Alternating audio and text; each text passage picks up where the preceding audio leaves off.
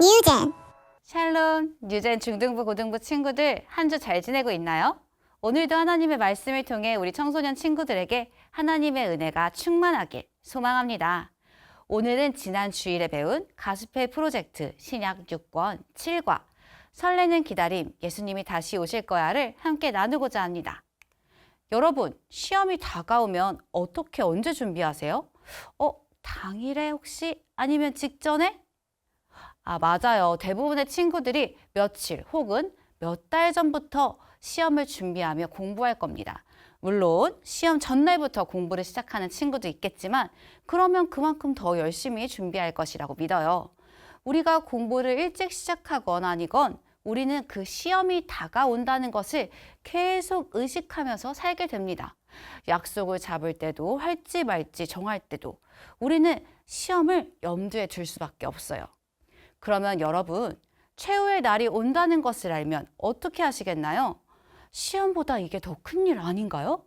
이날에 예수님께서 다시 오셔서 자기 백성을 죽은 자 가운데서 다시 살리시고 믿지 않는 자들을 심판할 것입니다.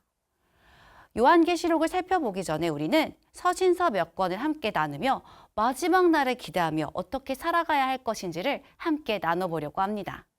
오늘은 데살로니가 전서에서 바울이 예수님의 재림으로 얻은 위안과 그분을 믿는 사람들에게 일어날 미래의 일이 어떤 의미를 갖는지 설명하는 것에 대해서 나누려고 하는데요.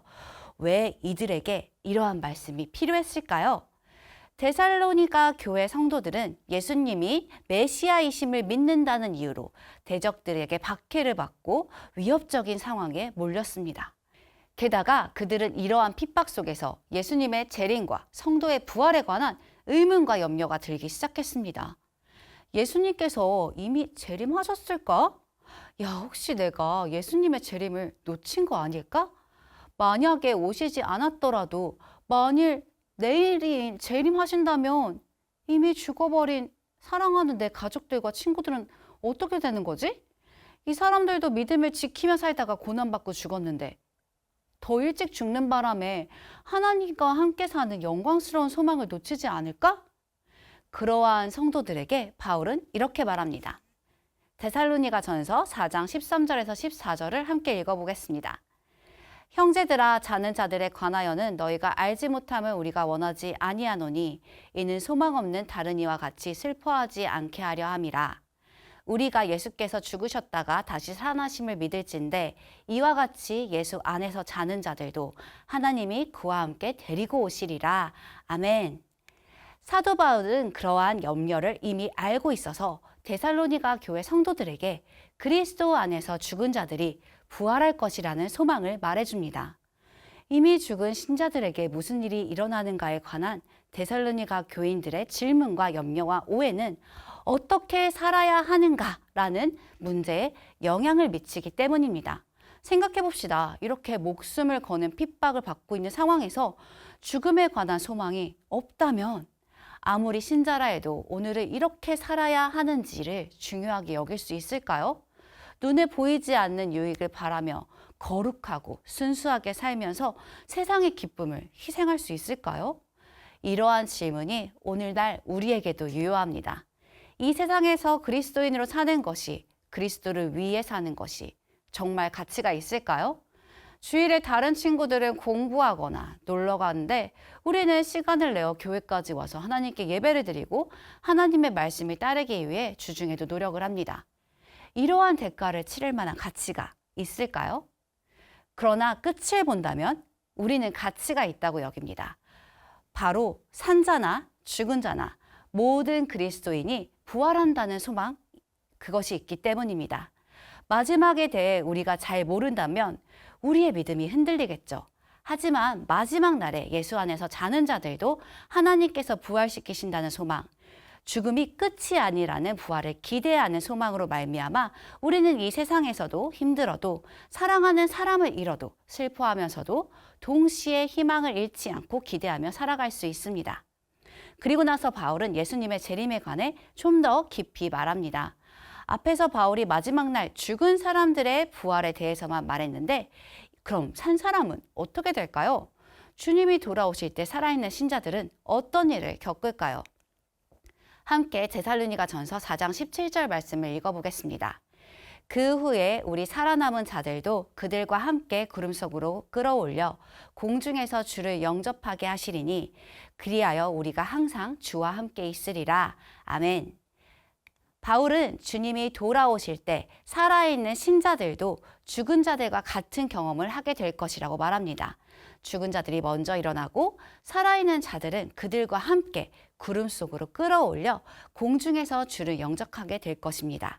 그때 산자나 죽은 자나 모든 신자들은 그들이 있어야 할 곳, 그리고 그들을 위해 예비된 그곳에서 예수님과 함께 있을 것입니다.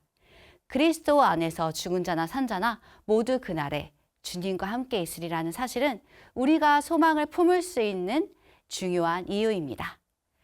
예수님이 다시 오시면 우리는 그 순간만이 아니라 영원히 주와 함께 있을 것입니다.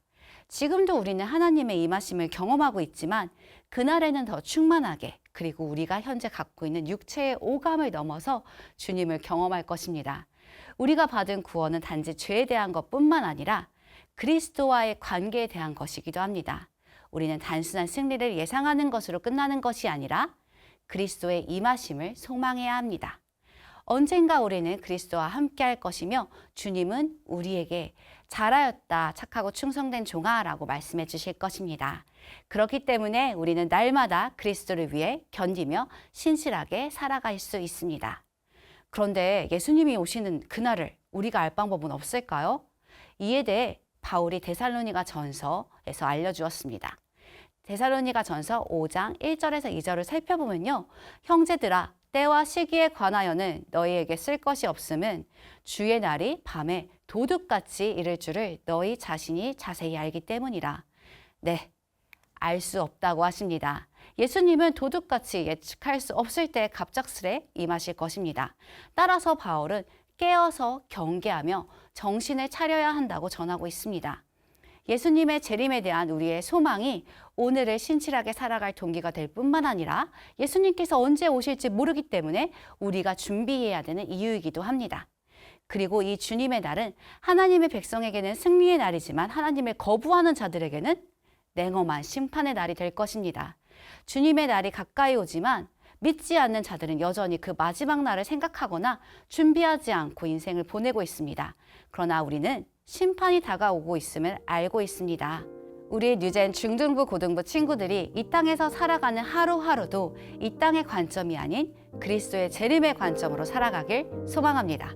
함께 기도하겠습니다. 사랑의 하나님, 오늘도 말씀을 통해 예수님이 다시 오실 그날을 소망하게 하여 주시니 감사드립니다. 우리의 눈앞에 보이는 세상은 때로는 불안하고 또 우리의 삶을 지치고 흔들리게 할 때가 있지만 예수님께서 반드시 다시 오신다는 그 약속을 붙잡게 하옵소서. 주님, 우리가 그날을 두려움이 아니라 기쁨과 설렘으로 기다리는 자들이 되게 하시고 매일의 삶 속에서 깨어 믿음으로 준비하는 하나님의 자녀로 살게 하옵소서. 공부할 때도 친구들과 함께 있을 때에도 혼자 있을 때도 예수님이 곧 오신다는 사실을 기억하며 정직하게 사랑으로 신실하게 살아가게 도와주세요. 오늘도 한 사람 한 사람을 주님께 맡깁니다. 지금도 함께 하시는 주님께 감사드리며 다시 오실 예수 그리스도의 이름으로 기도드립니다. 아멘.